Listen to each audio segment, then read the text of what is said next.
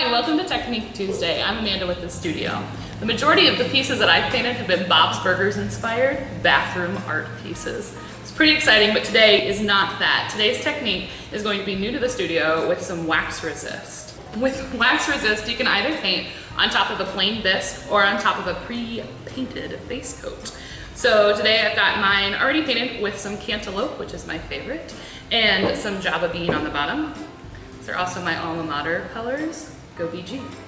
So you're gonna take your wax resist. I've got it in a separate palette so I don't get it mixed up with the paints. And you're just gonna paint down whatever you want to show through on your base. So I want my cantaloupe to show through on a handprint that I'm gonna put on it. So I'm gonna just put a simple spiral on. Just paint it just like the paints.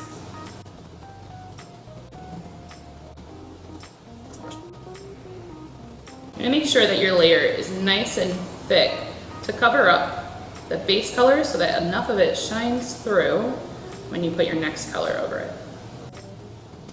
Now the trick with the wax is it does take 2 firings in the kiln. The first one is going to melt off the wax, and then the second one lets us put the glaze on it, put it back in the kiln so it gets nice and shiny. So that does mean you have to allow for 2 weeks after you finish painting your piece. I'm gonna let my wax resist dry. I am going to put on my handprint in Java Bean. So while this is drying, I'm gonna go ahead and paint my hand. It's a great idea. Think about Thanksgiving, bringing these dinner side dishes to Thanksgiving dinner, or giving it as a nice gift to Grandma and Grandpa with somebody's little hand on it.